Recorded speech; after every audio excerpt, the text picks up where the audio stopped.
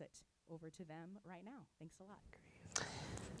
All right, thanks, Kristen. Hello, y'all. I'm here with Tori. Why don't you introduce yourself, Tori? Hi, thanks, sir, and thanks, Kristen. My name is Pastor Tori Jameson. I use they, them, and theirs as my pronouns. I am a non-binary pastor serving Lot's wife, trans, and queer chaplaincy. We're unique.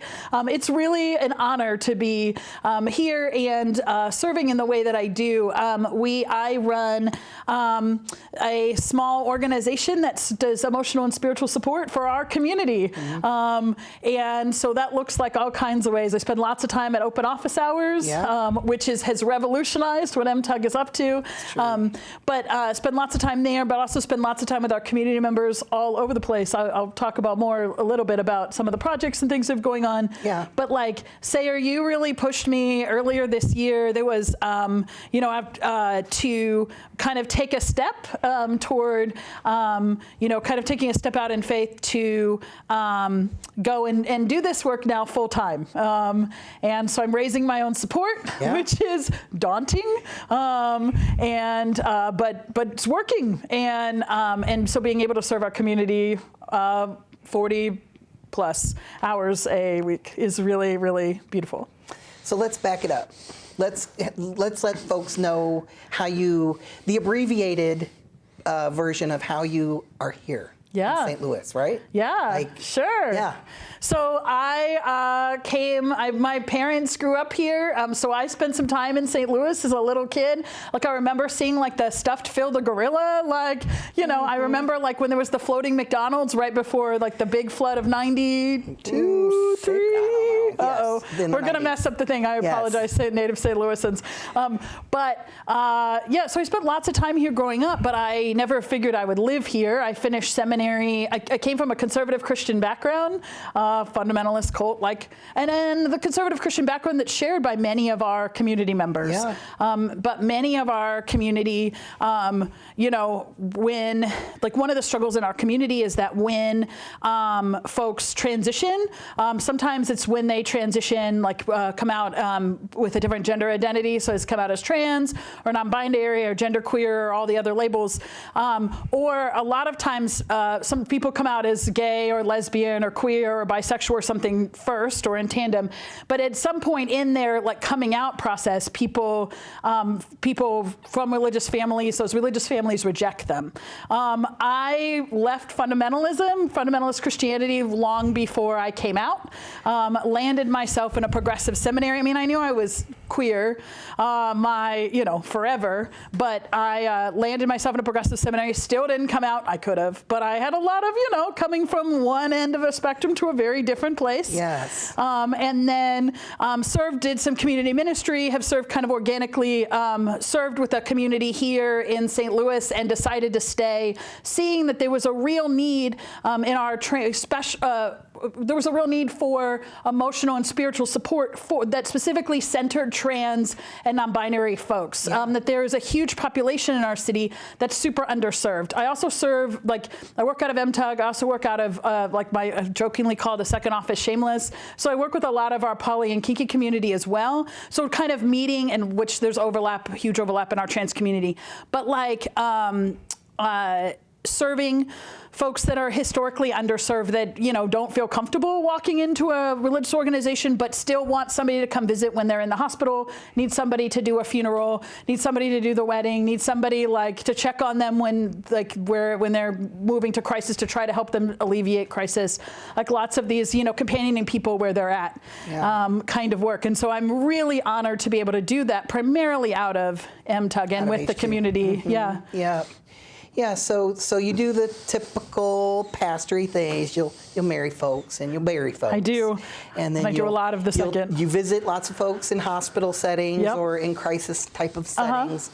But then you also do end of life stuff, right? That's something that I don't know that historically we worry with these things, do we? Right. Until it's maybe other people that don't have our best intentions are making decisions for us. Right, it's true. And like, so when I was doing some of the pastoral training, I worked in a couple of, I worked for metropolitan churches here and in Boston, and I was trained in that system that a lot of times we had, when there was funerals, we just got used to doing funerals without a body, because during the AIDS crisis or the height of the AIDS crisis, HIV is still a concern in our community. Yeah. But the height of that, you know, there was funerals every day or every week in different communities, but there rarely was a body because families would claim the body, you know, biological families would take the bodies, and so we sort of have that mentality, but it's almost 2020. Like, we are working here at MTUG, working on liberation, right? Yeah. And claiming our power and creating a place and a system. And so part of it is that, like, we have so many concerns about our rights, right? That we're concerned about the Supreme Court. We're, you know, I'm thankful that we're in, like, right now, sitting in St. Louis City, where we do have protections, sure, at least in theory, right, and employment, housing, and non-discrimination, or housing, public accommodations. Employment and housing, but like, but most of, you know, who knows what's going to happen in the future in these kind of things. Yeah. And so, like, we don't have a lot of rights, but one of the rights that we do have that nobody's touching, because you kind of can't, is that you have the ability to, if you do your paperwork right, to name a power of attorney that can claim your body, yeah, and do your own medical directive, and basically have the funeral you want to have. So, like, I want all of our community members to live to 140, but if in the event we don't, right, like, there's a powerful way to do that. So I've been doing end of life paperwork. I've started doing that, and I'm scheduling out January and February. So get in touch with me if you want to do that. You and your polycule, or you and your chosen family, or just you and your partner, or whatever. I'm welcome to you know, come talk to me about that. But yeah, like, be able to get all those documents in order, so that way, like, you know, we work really hard to help people be respected in life, and we want you to be respected in death. Yeah. I want your funeral, your tombstone, to have the right the right name on it, you know. And I want at your funeral, like, if you want a non-religious funeral, which is what most of our folks want, I don't want your body claimed by evangelical parental units who don't respect you and preach hell. And that was the situation. That's what we started as. Somebody came to me, and that was the real concern, that the work that MTUG does is life-saving. Yeah. Literally life-saving.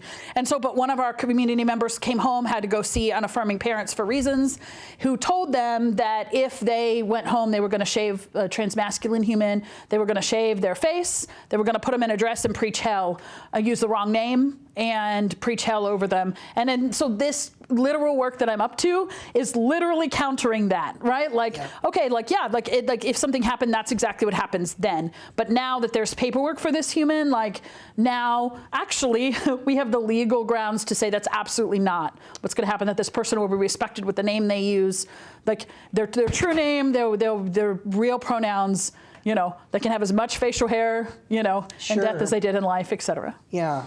And so you guide people through this process. You do it at open hours. Yeah. You do it at Shameless. Right. So, yeah, so we're going to be doing, so it takes about, for an individual, like, if I sit down with you, Sayer, it'll take about an hour and a half if I sat down just with you. Yeah. But if I sat down with you and your, like, community, which is the more preferred way to do it. Yes. Like, sit down with you and, like, 6 of your closest friends or sure, partners or whoever.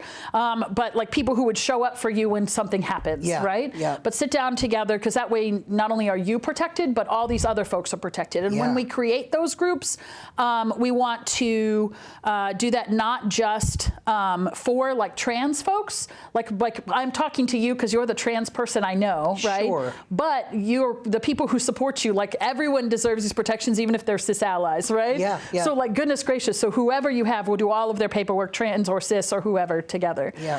But yeah, so I'm going to be doing them during open office hours to try to get some of our MTUG regulars, trying to talk to some of our support groups about talking to their own groups to get organized, sure, like, their own individual members, talking to some folks out of Shameless, like, I'm willing to go to houses, like, whatever it's going to take, wherever people are comfortable to sit and have this conversation. With a bigger group, I'm expecting about 2.5, 3 hours. Okay. But so it's hard. That's hard to talk about stuff. Nobody wants to talk about death. Sure. I get it. I'm with you. But so we're going to have a hard 3 hours, and then you're taken care of and your rights are protected. Yeah. So. Yeah. So let's talk about HQ. Yes. Close to my heart. And one of the reasons that we're here is to fund having open hours. And so what do you've been participating in a volunteer capacity for open hours and in a leadership capacity since we've really started open hours. And what do you experience? I love open hours. Open hours is my favorite thing because we're there and we open the house up. The pantries are open, so the food pantry's open, the housewares is open, the laundry facility is open, and Alex's closet is there. And look, y'all, I don't know how much other folks have talked about Alex's closet, but let me tell you, Alex's closet is amazing. So I am wearing Alex's closet. Is this Alex's closet tie? This is Alex's closet. Yeah, see? Yeah. Everybody should get on here and like talk about Alex's closet if you're wearing an Alex's closet item. But Alex's closet is amazing because what it does is it's this room that we have really outgrown. So we're like reorganizing it constantly to try to fit more things. But it's this room full of gender affirming clothing, which is amazing. And so like we get during open office hours, get to take people down there and like let people pick out their clothes. So sometimes people are like, just want to be left alone and pick out things. But sometimes people really need some help, which is my favorite to like help, like, especially like we have a lot of newly transitioning trans femmes. Help, like dress sizes are confusing, so trying to like be like, I'm gonna pull everything that vaguely looks like it might fit you, and then get to cheer on people, right? Yes. But open office hours have revolutionized what we're doing because it's helping to get case management services to people. It's helping to to create community. Like people come and hang out. It's a good way to get to talk to people. It deepens relationships. It's really been revolutionary. And I know that we're talking about if we get the funding to expand those open office hours, which is amazing because we need more of that. We do. So, we need evening hours. We need weekend hours. Yeah. We need things. I know that you recently organized a Thanksgiving celebration. We did. There were a number of options Wife for folks, was, and Lot's Wife did. Yeah, so we really wanted to do one at MTUG because MTUG HQ feels like home to folks. I mean, when I walked in, Elaine had stuck up turkeys all over the place. The Christmas lights were up, and I'm walking with all these turkeys, and there was all this food already starting to pile up. It was beautiful, and I said I get to spend Thanksgiving at home, right? Yeah. And then I spent. We had 47 people, which is like 40 more than I had initially pitched to Sayer of like, Sayer, I want to do this, and I think we'll have 8. So so it was a great problem to have. We had our maximum time. We had like 31 people in the house at the same time. We're outgrowing HQ, but we're making it work. So it's beautiful, and we're going to be hosting Christmas too. Yeah. So because as soon as it was like people at Thanksgiving saying this is beautiful, I'm really glad to be able to be here. Like a lot of people came from, they either bounced between a couple of our affirming Thanksgivings because I was really glad there was choices. Yeah. But, or they went to like unaffirming parents or aunts or whoever's and then bounced over with us. Right. And which was beautiful that people, Alex's closet was open again then too. And so just people getting to hang out and be in community together and a really beautiful mix of folks. But so people immediately started asking about Christmas. Yeah. So I was basically informed that what we need to do for Christmas. So here's what we're doing. We're going to be open probably, we started at 10 last time, but we had people there, like a ton of people already ready to go at 9. So we'll probably just open at 9. We'll close by 5, and we'll do Christmas cookies. So there'll be a list out. So look for that through my Lot's Wife Trans and Queer Chaplaincy page because we'll be hosting again. We'll have signups for Christmas, like bringing we're going to need dozens and dozens and dozens of Christmas sugar cookies made, so we can decorate them. At noon, we're going to have we've been asked to host a drag show. It is too much effort on Christmas because drag shows. There's going to be an amazing drag show later today, but we're going to have a super informal talent swap or talent show. So what we're going to do is if you want to do drag, beautiful. If you want to dance around in your pajamas and let everyone cheer for you on Christmas for 3 minutes, that's beautiful too. So whatever, if you have a talent or I want to perform in front of people who will cheer me on no matter what I do, beautiful, great, come do this thing. So that's going to be at noon on Christmas, and we'll be decorating cookies. We'll have a meal again. Yeah. We might have classic Nintendo going because there's been folks asking about that. Right. And that's what we did last Christmas. So yeah, really, really beautiful community opportunity. Yeah, that sounds like fun. And I appreciate that, Lot's Wife, that you are stepping in and doing that support because, so much of how HQ runs is through volunteers and through folks taking initiatives. Okay. And, making things happen. That's one of the gifts that we're providing for our community is, of course, MTUG runs all of our support groups out of HQ, but we also have a lot of other things that happen through other folks creating relationships and coming in and making things happen. And Thanksgiving is one, and now Christmas will be another one. So typically HQ open hours are Tuesdays and Thursdays from 10 a.m. until 4 p.m. But for Christmas week, it'll be what? What are you going to do? Wednesday and Thursday or Tuesday and Wednesday? We're going to do Christmas. So we're going to do Christmas Day and then either or. Yeah, we'll figure it out. We'll keep you posted, but we'll be open like Christmas Eve a little bit. Yeah. Yeah. As well. So that's exciting. That's exciting. And talking about support, like I had mentioned, most of our folks are not religious. So like the support that I'm doing, I can meet people where they're at. Yeah. So some of our folks, we do have some religious humans. You have a child who's a religious human. I do, yes. We have some in our community. And so like I'm a trained chaplain, so can use that religious language. But most of our folks, like it's like Lot's wife is hosting, but there's no prayer, right? Like let's just be really clear. Right. Like we're hosting, but we're just going to hang out and have this whole thing. Like my work is meeting folks where they're at. Like I'm Christian, Unitarian, Universalist trained, but that doesn't mean, I want to meet people where they're at. And mostly where we're at is we're hanging out and we're having cookies and not going to the unaffirming places and not having to be alone. Like the alternative is either go to the terrible place or be alone. Goodness gracious, come hang out with us. Yeah. Like we're fun, you know. We are fun. So talk to me about funding your own liberation work, right? Yeah. Because you are funding yourself. You're funding yourself a job. I sure am. And so how are you doing that? With a lot of gusto. And so I'm actually on Patreon. So it's patreon.com/lotswife. Yep. So patreon.com/LOTSWIFE. You can also find me on Facebook at Lotswife Trans and Queer Chaplaincy. So I'm on Patreon, which is awesome. It allows me to have monthly sustainers, which is a model because we're experimenting, right? When I stepped out to try to do this thing, we're experimenting with like, how do you fund a position like this? Eventually I want to do more grant funding. We're moving in that direction. It'd be great to have, some other kinds of options. But in the meantime, I'm funding myself through the monthly sustainer model and through like PayPal and some donations like that. I've got some sponsorships this month. All the proceeds from Awakenings Project, which is a photography project, are being donated to Lot's Wife. So I'm looking for some more business partnerships like that. If you want to throw a fundraiser at a local establishment. Please come talk to me. I'm fun. I'll bring fun people. Right. But so it's interesting because there aren't like you talk about all the time that we're building our own system. Like you talked about earlier that we are the system in place for trans folks.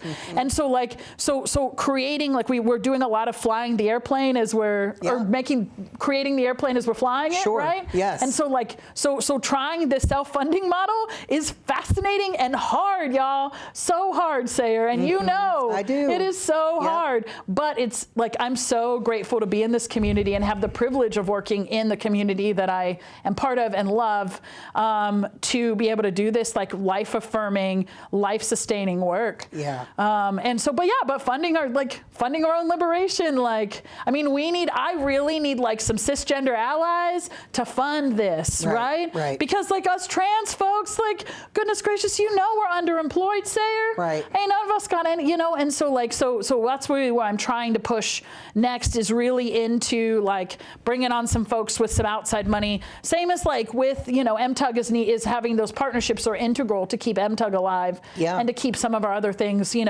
alive. Same with the Trans Queer Flat, when they're that independent organization, trying to fund that is same needs the same kind of support. So anyway, so please come partner with me. But I'm getting your prize that I have to get.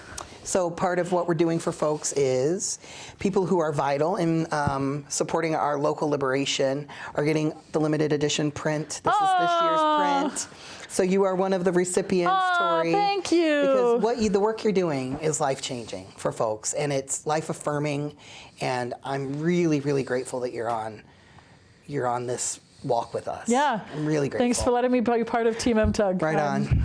Thank you, Tori. So, thank you so much, Sayer. All right, I think that we're heading back into the main room for some more telethon. Thanks for tuning in. Donate to MTUG. Yeah.